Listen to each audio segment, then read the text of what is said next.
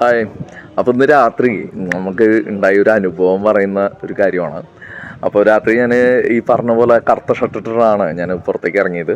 അപ്പോൾ ഇങ്ങനെ പുറത്തേക്ക് ഇറങ്ങി ഒരു ചായ കുടിച്ചിട്ട് വരാമെന്ന് പറയുന്നതാണ്. അപ്പോൾ എനിക്ക് നൈറ്റ് എന്ന് പറഞ്ഞിട്ടുണ്ടെങ്കിൽ ശരീരമൊന്നും ക്ഷീണിച്ചിട്ടില്ലെങ്കിൽ പിന്നെ ഉറക്കം കിട്ടില്ല. അപ്പോൾ ഒന്നെനിക്ക് പ്രോപ്പറായിട്ട് എക്സസൈസ് ചെയ്യാം, അല്ലെങ്കിൽ സൈക്കിൾ ഔട്ടാം. അപ്പോൾ ചുക്കാപ്പിക്കൊക്കെ ഇറങ്ങുകയാണെന്നുണ്ടെങ്കിൽ സൈക്കിൾ ഔട്ടും ഇറങ്ങാൻ പറ്റാറില്ല, കാലിന് ചെറിയൊരു പ്രശ്നമുള്ളതുകൊണ്ട്.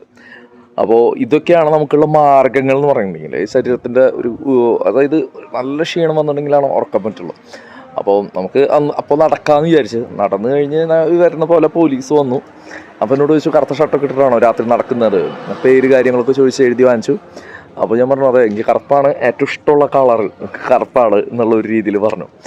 അപ്പോൾ അവർ ചോദിച്ചൊരു കാര്യം എന്ന് പറഞ്ഞിട്ടുണ്ടെങ്കിൽ, ഈ കറുത്ത ഷർട്ടോ കാര്യങ്ങളും ഇട്ടിട്ട് നടക്കുമ്പോൾ നമുക്കത് സംശയത്തിന് കൂടുതൽ കാര്യമാവും എന്നുള്ളൊരു രീതിയിൽ സംസാരിച്ചു. അപ്പോൾ ഞാൻ പറഞ്ഞു ഓക്കെ എന്നുള്ളൊരു രീതിയിൽ സംസാരിച്ചു. പിന്നെ രാത്രി അപകടങ്ങൾ ഉണ്ടാവാനും വാഹനാപകടങ്ങൾ ഉണ്ടാവാനും ഇതൊരു കാരണമാണെന്നാണ് പറഞ്ഞത്.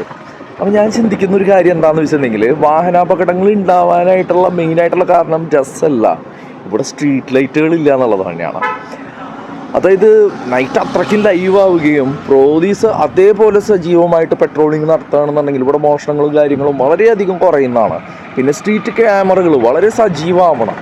ഇതൊക്കെ നമ്മളുടെ അതോറിറ്റി നമുക്ക് ഉണ്ടാക്കി തരേണ്ട സെക്യൂരിറ്റി കാര്യങ്ങളാണ്. അവിടെ ജനങ്ങളെ കൺട്രോൾ ചെയ്യുന്നതിൻ്റെ അപ്പുറത്തേക്ക് ഇതല്ലേ വേണ്ടത് എന്ന് ചോദിച്ചുകൊണ്ട് ബൈ.